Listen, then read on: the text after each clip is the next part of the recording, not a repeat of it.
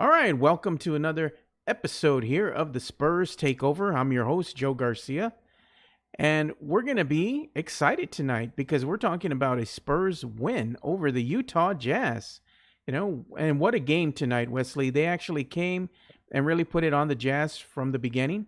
They played really well on both sides of the ball. The Spurs were impressive in transition defense, where they have been notoriously horrible for most of the season. One, DeJounte Murray, he had a great game tonight. He had a team high 23 points. I thought he was going to break his record of 25 points.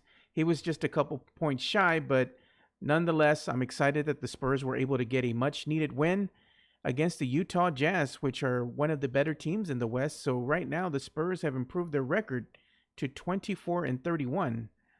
Let's see where that actually puts them in the Western Conference come morning. Right? Yeah. Yeah. So what were your thoughts on tonight's game, Wesley? Well, it's nice to have a Spurs takeover, and we're talking about a win, Joe. I mean, that's always a good thing. But this is what I think the third game in a row that we've seen DeJounte Murray play really well, play good ball. Second time, 20 points, and the first time he's ever done that in his career. So, congrats to DeJounte. That's a good stat for him. And you combine that with Derek White, and the 2-point guard positions combined had 37 points tonight. If Spurs fans want to look to what the future holds, I think if we can get that kind of contribution on a more daily basis, you're going to see a lot of victories, and the Spurs will be tough to beat. For a long time, I've said that, I don't really feel like the Spurs have to have an all-star kind of performance from LaMarcus or from DeMar. It's nice when they get them, but I don't know that you can rely on that every game. And so what you saw tonight was just a great collective group effort. 14 points here, 15 points there. And, you get some good play from Patty Mills tonight. You get, you get some really good early play by Derek Lyles, who's kind of set a good tone early and got aggressive. And Jakob Poeltl played some good minutes tonight. And I know my friend Joe is going to say it too. Key stat of the night, no Marco Bellinelli on the floor. Thank you very much. That was also always a good stat, seeing no Marco Bellinelli out there on the court stinking it up. Yeah, that's MVP material right there. But man, I no ill wishes towards DeMar Carroll, but the Spurs post DeMar Carroll are now 1-0. Thank you very much. But more about tonight. I just I felt like that, like you said, that the both sides of the ball were great. Just really concerted effort on the Spurs' part to hustle back into plays. There were times that they got beat, and you saw a recovery that we haven't seen. Whether it be somebody getting past them into the paint, or whether it was somebody on the outside, where we saw the rotations that needed to happen defensively, and some good contested shots. I also thought a key really was the turnovers. If you look and see the Utah Jazz had quite a few turnovers, a lot of deflected balls by the Spurs. So, yeah, a really good win, and it's a great formula. And I think this is a formula for them that, quite honestly, they can keep replicating. And if they can do that, I think that they very well could crawl back into that 8th seed. Yeah, I think so too. Some of the stats on the night, you had DeJounte Murray, as I stated, with a team-high 23 points. He had 7 rebounds and 4 assists on the night. You also had DeMar DeRozan, who contributed 18 points. He had 7 assists and 5 rebounds. You also had LaMarcus Aldridge, who had 15 points, 8 rebounds, 4 assists. And Patty Mills, he had a good game tonight. He had 15 points. And Derek White, he added 14 points. He had 3 rebounds, 2 assists, and 2 steals. He actually had a key steal at near the end of the game that actually helped the San Antonio Spurs solidify this win on the road against the Jazz. And I want to go ahead and give a shout out to some of the people who are watching here from Facebook. Shout out to you, Doris Campano Basco and Sergio Lozano. Doris says, "What happened? They won."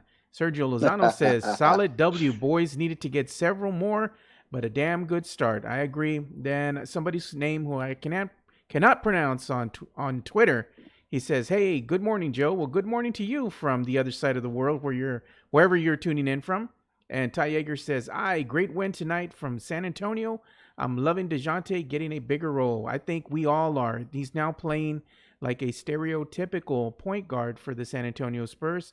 And I like this new aggressiveness that he's showing out there on the court. Frank Ramirez says, "Hey guys, great win." I agree. And Doris says, "This is how our team should play. Our young guys were balling. Patty Mills, Jakob was blocking shots. I did not see Marco." Yes, we know. We just said that as well. And Jason Garcia says, "Good win, but still shaky." He says, "Bryn Forbes is still barbecue." Of course he is. We all know that. We can't change the guy. He can't grow 2 inches or 3 inches overnight. He is who he is. I still got love for you, though, Bryn Forbes, even though you're barbecue. Sergio Lozano says, Memphis has a tough schedule to finish out the year, so we can get in, but we must be consistent. I agree. We need to be consistent, but we'll see how the year pans out. 17 turnovers for Utah is what Ty Yeager's saying. Compared to San Antonio 6. Yes, the turnovers were a key factor in tonight's game. Because let's face it, near that fourth quarter, the Spurs let the Jazz go on a run. And if the Spurs were going to be turning over the ball, being able to score, settle down, they didn't look discombobulated or out of sync. They went on a run, but they still looked like they were kind of comfortable, even in that fourth quarter when the Jazz were knocking on the door trying to take this 10-point lead the Spurs had into single digits. Let's see what else they said. It says, Ty says 12 steals and 7 blocks by San Antonio. Great defense. I agree. Let's see. Aaron Apolinar says, wow, the Spurs didn't play like ass. Yes, they did not play like ass tonight. They actually played like a good stereotypical, Spurs team. They actually played both ends of the ball quite well. I really liked what they did. I like the assertiveness and the aggressiveness out of DeJounte Murray. I want to see him look for his shot more. I don't want to see him defer so much to LaMarcus or defer so much to DeMar DeRozan. We know DeMar DeRozan is capable of getting his own shot at any given time. He's an ISO player, and that's what his specialty is. I don't want to see DeJounte Murray defer to him as much anymore. I want to see DeJounte take his shot. I think he did a great job tonight. I want to see him continue the hot shooting streak that he had. And let's talk a little bit about that, Wesley. DeJounte was just, on fire, man. It looked like he couldn't miss. At one point, he was 71% from the field, man. He was having an amazing night. What did you think about him? Well, going back to what we saw in his offseason and his recovery from injury, we saw him hitting the gym. We saw his jump shot looking smooth. We saw him putting in the hours and getting up shot after shot after shot. It shouldn't come as a surprise. He's got a good stroke. I mean, and I think for the one thing that's held him back, to be honest, we talked about this the last time we were on a 2 shots together, is the fact that he's not been aggressive in looking for his shot. And I don't, Joe, to kind of go back to that conversation, I don't know that this isn't necessarily Pop kind of saying to DJ, listen, I don't care who's on the court or not on the court with you. You need to step up and look to be a scorer. You got to be more assertive. You got to be more involved. And so to those that maybe have said that maybe, DeMar and he don't fit together, wasn't it nice tonight to again see that kind of production, but with DeRozan on the floor with him? I'm not shocked at it. DeJounte's got a great skill set. He's just not learned up to this point how to put all of that together. We've seen him have the defensive prowess, but does he always have the offensive ability to know what to do? Sometimes he gets in a position and he gets stuck in no man's land. It's not sure, so he commits a turnover or he doesn't make a good decision with the ball. Tonight, you saw him make very decisive decisions. You saw him look for his shot. You saw a good rotation on that jump shot. And more importantly, when he drove the lane, he found an opening at times, and he dished out good assists at other times. I thought just his play overall, even if he had only had 15 points tonight, his aggression was really, really nice to see. Yeah, and just some stats here. Team stats is what I'm looking at right now. San Antonio actually shot the ball quite well all night. They finished the game shooting 40 of 91, connecting on 40 of 91 of their shots. Field goal shooting percentage was 44% for the night compared to the Jazz 42.7%. Three-point shots, the Spurs were able to knock down 10 of their 20 shots for 50% from beyond the arc. The Jazz shot 12 of 33 from beyond the arc, shooting 36.4% from 3. Free throw shooting percentages, That favored the Spurs by a hair. Spurs had knocked down 23 of 26 of their free throw attempts for 88.5% from the stripe, compared to the Jazz, who knocked down 22 of 26 of their free throw attempts, and they shot 84.6% from the stripe. Rebounds, Spurs edged the Jazz out by one, 48 to 47. The assist, Jazz beat the Spurs in that regard, 25 to 22. The steals, Spurs had 12 steals on the night compared to the Jazz 4, which means the Spurs were quite active on the defensive front.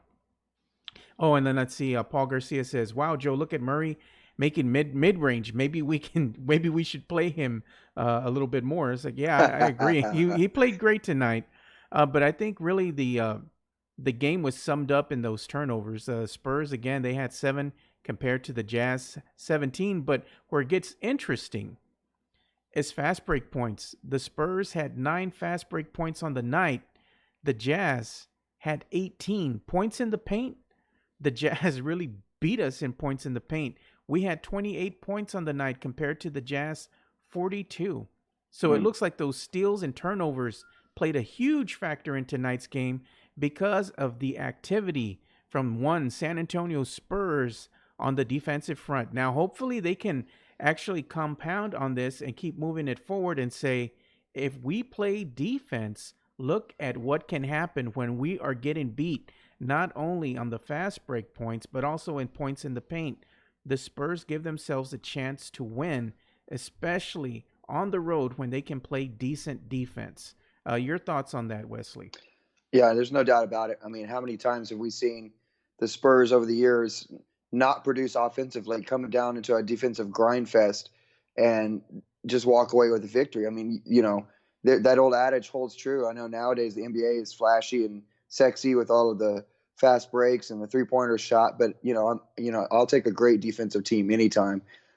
Give me good offense and great defense, and I'll take that anytime.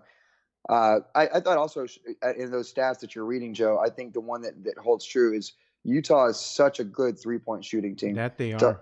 To hold them to 36% behind the arc is pretty gosh darn amazing. And if you take a look at that with the rebounds, think about that. You're talking about Rudy Gobert, who just eats the middle of the lane up. So it's not surprising really when you've got the kind of players that the Jazz do, that they're winning in the paint. But what is shocking though is to see the Spurs both win in the percentage battle, 3-point, and also especially in the rebounding. There's some of those that probably don't even show up in the stats. I mean, how many times tonight did we see a tipped ball? Did we see a tap out? Did we see, it looked like the Jazz had an easy layup, but, they'd strip the ball at the last second, prevent a second chance, a point from going down. So 100%, the defense tonight led to great offense, led to opportunities. And though they might not have been fast breaks, the Spurs were pretty smart about it. They slowed the pace down. They got good-looking shots. They had, decisive decisions, and thus the turnover numbers for the Spurs were amazing. So, yeah, all in all, it was probably one of the better four-quarter games that we've seen the Spurs play this year. I think so. I think not only was it a better fourth quarter game, in particular, I think this was one of their better overall games that they were able to put together from start to finish this season. I'd like to just see more consistency out of this team. I mean, they play like this because they're coming out of the All-Star break. But the issue is, can they sustain this? This is the thing that worries us, even Spurs fans, even myself tonight too. We knew that they were up by 19 at the half, going into the third and fourth quarters is where we were a little shaky because we were like, we have been here before, but we all knew that they're going to have solid third and fourth quarters in order to solidify the win on the road against the Jazz. We're just glad that they came out with a decent third and they let the Jazz make that run again in the fourth. But the Spurs, credit to them, they kept their composure and were able to get some key stops, come up big defensively, and actually able to knock down the shots when it counted the most. We just want to see this consistency carry over because the last game on the rodeo road trip is going to be against the Oklahoma City Thunder, so it's not going to get any easier. And the Thunder are going to be out for revenge because the Spurs got the W against the Oklahoma City Thunder the last time. What do you think is going to happen, Wesley? Oh, the Spurs play this way again, they're going to win. They're going to prove us all wrong. And I know you and I both said 2-6 on this trip, and I'll be a little bit of an optimist, and I normally am when it comes to the Spurs. But if they go 3-5 on this trip, I think you have to consider that a success. I know Spurs fans are probably shaking their head as I say that, but you got to remember you had both LA teams on the road. You had the Denver Nuggets on the road. You had a notoriously bad matchup in Sacramento every year. The Spurs don't win in Sacramento ever. And you had a Portland Trailblazer team that had the hottest guy on the planet at the time, Damian Lillard. And then you go to OKC, and then you go to Denver, and you go back to Utah, then you go back to OKC. Yeah.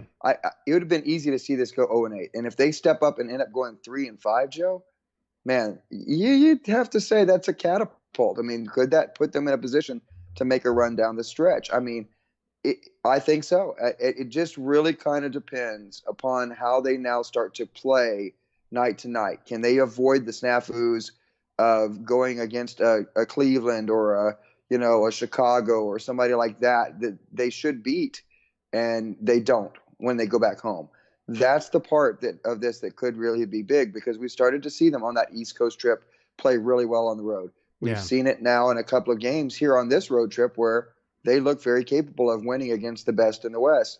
So, yeah, I mean, I think they could walk away with the W. I think they have a good matchup against OKC. So, we'll see what happens. Well, Karen Blanco said, Joe, are we sure this is good Spurs or ass Jazz? Well, that's a good question. And what I'll have to say is, based on the stats that I'm seeing out of both teams tonight, I will have to say that this was actually a product of good Spurs team basketball, especially like me and Wesley had pointed to. Their defense was really well done tonight. Really, they played a complete game, and you can see that in the stat line, especially with the steals and turnovers. The Spurs were quite active on the defensive front, and they had a defensive-minded mentality tonight, and that's really what helped them get this win on the road against the Jazz. Again, will they be able to do this against OKC? Because we know how the Spurs are. They play good tonight, and the next night, not so much. Well, the Spurs right now have a total of 27 games left on the season. They're at 24, which means that they're going to have to win a total of, let's see, they're going to have to go, I think the last time I counted, 20 and 7. But now since they already won this one, they're going to have to go 21 and 7 still, because that makes the 28 games. If they can do that, they can still get close to those magical 43 wins on the season. And that's the bare minimum amount of wins that I gave the team in order to solidify that 8th and final spot in the Western Conference for a playoff berth. Now, I don't really see that occurring based on the product that we both seen from this team for the whole season. There's a lot of inconsistencies here. The Spurs do have some good teams that they're going to wind up playing. Namely, they got the Houston Rockets. They do got the Mavericks. They have the Sacramento Kings again, which notoriously have given the Spurs trouble because of matchups, not because they're necessarily, let's say, light years ahead of the Spurs, but they're quicker. Buddy Hield is amazing. They're quicker. He's very unsung. They're quicker, more athletic, and I think that length of this team is what really gives them trouble. Just like tonight with that matchup between LaMarcus, Rudy Gobert at times. That length of Rudy Gobert, I think, really bothers LaMarcus. He's going to have to shoot over him, or he's going to have to go ahead and get creative, which he did a couple of times with the up and under moves.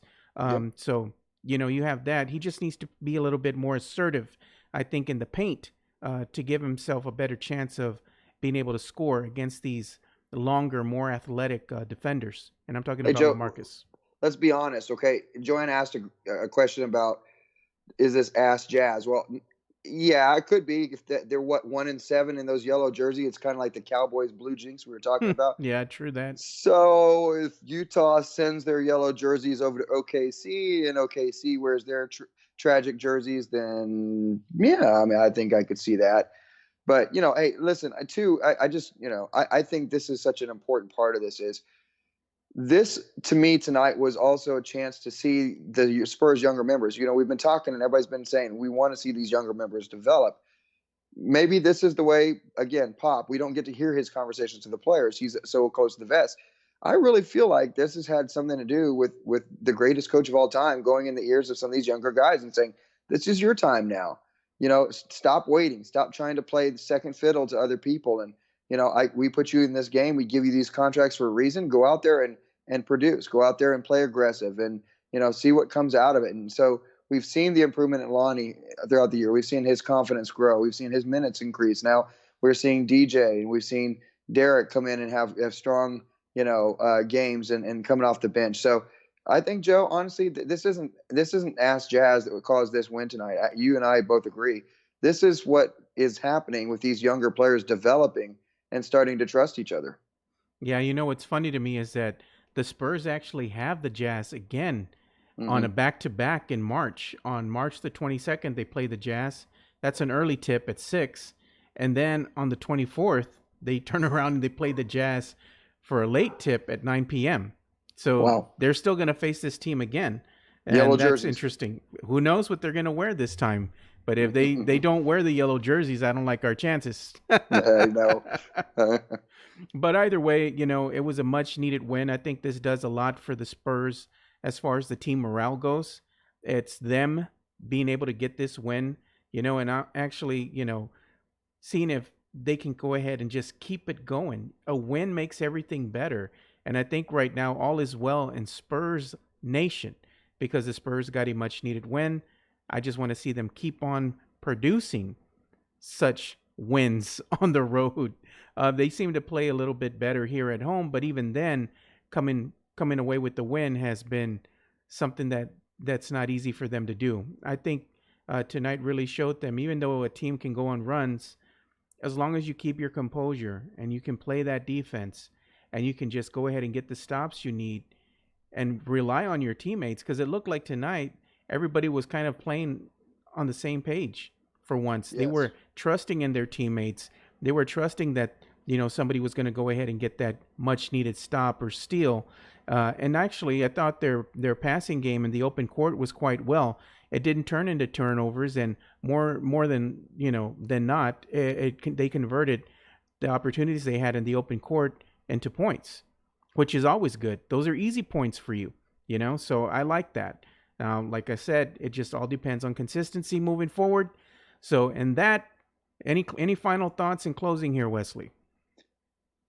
Well, I just like to have Spurs takeovers when we actually get to talk about wins because it seems like the losses typically are it's hard to sometimes talk about some of the same things that we've seen for long periods of time. So when the Spurs prove us wrong, it's nice. I mean, I would still say this, Joe, and I'm a realist. I really am. I like to be optimistic, but I'm very much a realist. I don't still think the Spurs are a playoff team. I Yeah. think that they're a lower end lottery team by the time this year finishes off. But listen, Spurs fans, and I think this is something key to remember. This team plays hard every night. They're not giving in. They're not giving up. They don't show signs of melting down against each other. So even on nights that they win, they don't get too high. On nights that they lose, they don't get too low. And I think we have to really appreciate that. I think we really do. We have to really look at this and say, no matter what the outcome, we have to be proud of a team that comes to the arena every night and Yeah. gives out their best effort. So tonight was a great win. Put it behind them. Let's see if they can get another one or two and see what happens from here. I like one of our viewers here. He's always got some great hot takes here. Paul Garcia, he goes, "Hey, Joe, I know we won, but can we call out Rudy Gay? He's been complete ass all season." I'll give him that. He's not lying. Everybody's already pretty much can see that out there They on the need to put court. in Damari Carroll. Oh, wait. They can't put him in. So that position is probably going to be filled by, I think, either somebody on the team concurrently, or it's going to be filled by maybe somebody in the G League. Maybe Keldon. Keldon Johnson's ready. Yeah. You know, Yeah. so we'll have to see how that transpires in the offseason. But Paul also asked me, "Hey Joe, who do you have tomorrow? Fury or Wilder?" He says he's got Fury. I got to tell you, both fighters have actually put on some muscle. They both weigh a little bit more than they did in their last outing. So, given Wilder. that, I got to go with Fury, man. I'm going with Tyson Fury. Woo! I got Wilder. You got Wilder. I got Wilder. Fury, man. If Fury wins this one, he said that he will go ahead and probably think hard about retiring because he's got nothing else to prove. Yeah. So I kind of agree with him. I mean, if he gets the win over Wilder, why not? You know, what was the weight difference? It was like 277 to like 240 or something like that. Well, they both packed on pounds. I think they did. The average was about maybe 13 pounds of muscle is what they put on. That's incredible. Can you imagine, man, the punches that are going to be thrown tomorrow? Those haymakers, those power punches. That's going to be something special because last time these guys went all out and those punches that they were able to knock down on each other, it really shook them, dude. It got them shook where they actually knocked each other out and they still got back up. You know, they were taking punches. So, Joe, if they offered you $1 million to take one punch and you knew it would knock you out cold, would you do it? For $1 million? Oh, yeah, dude. I'd take it in a heartbeat. I think I would too. Like you'd wake up and you'd be a millionaire. So, hey, man, it's all good. Yeah. I won't remember the punch. Real quick, we got to go back to basketball. Listen, we have not done our picks for these last 27. That's correct. We got to get the picks for Cerveza, man. That's got to happen. So we got to put that together. Yeah, we got to get that together. I've just been a little busy, man. I've been doing a whole bunch of stuff behind the scenes and getting a lot of calls. People want me to help them with their live streams, so I've been busy with that too. Getting calls from businesses now, so cool, we'll see how that pans out. But we're gonna go ahead and end the show on that note. Wesley, before we end the show, where can the fine folks here that are watching us interact with you on social media? Wesley Perkins on Facebook, but at Wesley Perk for the my Twitter feed. And right now, the minute I give my Red Raiders some love for being number one in baseball, Tennessee, the last check was winning 4-2. Hopefully the Red Raiders have a recovery baseball wise and get a win. But it's a fun time of the year. Got NFL draft coming in the not too distant future. Cowboys should go for Tua. Oh Lord, don't even start me on that, man. I don't know. I don't believe in that dude. I don't believe in Tua, man. I really don't either. I think he's gonna be a bust. Really, bro. Honestly, I think his hips are too beat up already to do something in the NFL. That's just me. Plus, if Dak Prescott can do that with his hips, I don't care how good a quarterback he is. He can do those hip exercises. Man, he's a beast to me. I think they should sign the Black Cat in the offseason. Yeah, Cowboys. Yeah. He was a good luck charm the last time, but we'll see. You know, there's a lot of talk about Brady maybe signing with the Cowboys. I'm like, please, these Cowboy fans are wilding, man. Come on now. Yeah. No, I don't see any other way. You know, we're off topic, but I think that Dak Prescott, love him, hate him, he's the quarterback of the Dallas Cowboys, and he deserves, a good contract, whether it's what he wants or what the Cowboys he ain't will worth. give him. He ain't worth $40 million, bro. I'm going to tell you that right now. They need a franchise Dak. They need a franchise tag Dak Prescott, and be done with it, man. Let him prove himself this season, and if he wants that $40 million, let's go out there and prove it. He needs to prove it on the stat line, because if you look at the numbers don't lie. You know? So that's all I got to say in regards to that, because we're getting way off topic now. Oh, yeah, for sure. But you can follow me at Two Shots Podcast, and it's all spelled out TWOSHOTS Podcast on Facebook, Twitter, Instagram, and YouTube, where you can see the replay of all our Spurs takeovers and also the Two Shots Podcast. And also make sure you go and check out our good friends over at Project Spurs for all their great Spurs coverage. That's projectspurs.com. And for your local sports coverage from the local San Antonio area, make sure you check out projectspursandnetwork.com. So for Wesley Perkins, I'm Joe Garcia, and thank you for watching another episode of the Spurs Takeover. And like we always say, spread the love, stop the hate, and be kind. We're out. Peace.